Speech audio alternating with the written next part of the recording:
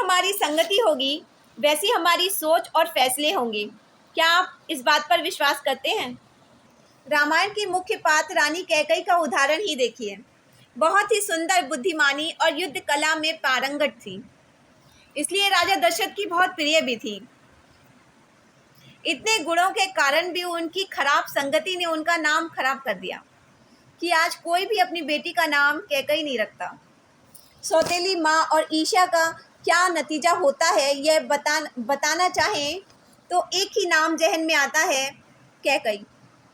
स्वभाव से तो बुरी नहीं थी, वह राजा दशरथ से बहुत प्रेम करती थी और श्री राम को अपने भरत बेटे से भी अधिक चाहती थी। मंत्रा की नकारात्मक सोच और लगातार कान भरने के कारण वह गलत की ओर प्रेरित हो गईं और उनका दिमाग पूरी तरह से बदल गया। भारत की सबसे प्रचलित और पौराणिक कहानी आज मैं आपको सुनाती हूँ। ये कहानी आपने हजारों बार सुनी होगी। अयोध्या में सबसे बड़े और सबसे योग्य राजकुमार राम की अभिषेक की तैयारी चल रही थी और उत्सव का माहौल था। रानी कैकई भी समाचार को सुन के बहुत खुश थी, इतनी खुश कि उन्होंने खुशी में मंत्रा को अपना कीमती रत्न हार खुशी में दे दिया था। मंत्रा के भीतर ईर्ष्या और नकारात्मकता भरी हुई थी।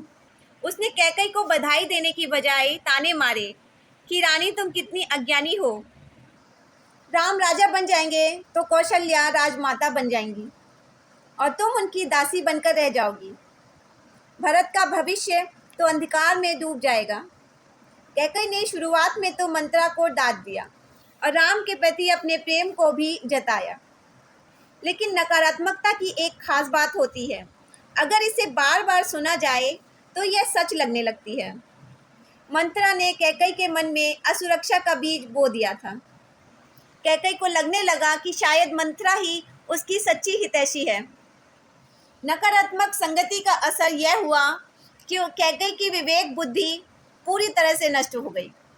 जो रानी कल तक राम के राज्य अभिषेक पर निहाल हो रही थी, वो आज मैले कपड़े पहनकर कोप भवन में अपने आभूषण त्याग कर कोप भवन में जाकर बैठ गईं।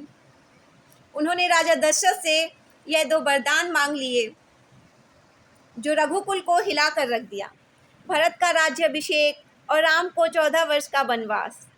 नकारात्मक संगति का अंत भारी जीवन और पश्चाताप के साथ हुआ।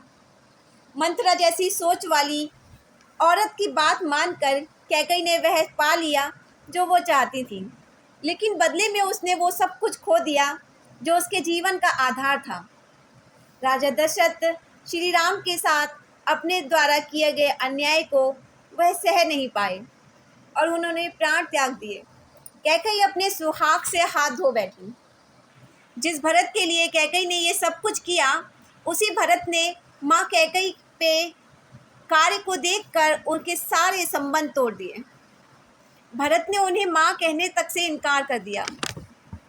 पूरी अयोध्या और आने वाली पीढ़ियाँ कैकई को एक ईर्ष्यालु और क्रूर माता के रूप में देखने लगी।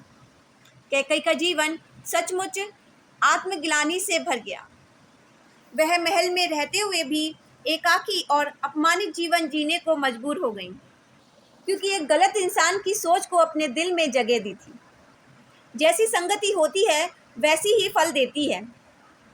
जैसे स्वाति नक्षत्र की बूंद केले में गिरकर कपूर, सीप में गिरकर मोती और सांप के मुंह में गिरकर जहर बन जाती है, वैसे ही हमारी संगति हमारा भाग्य तय करती है।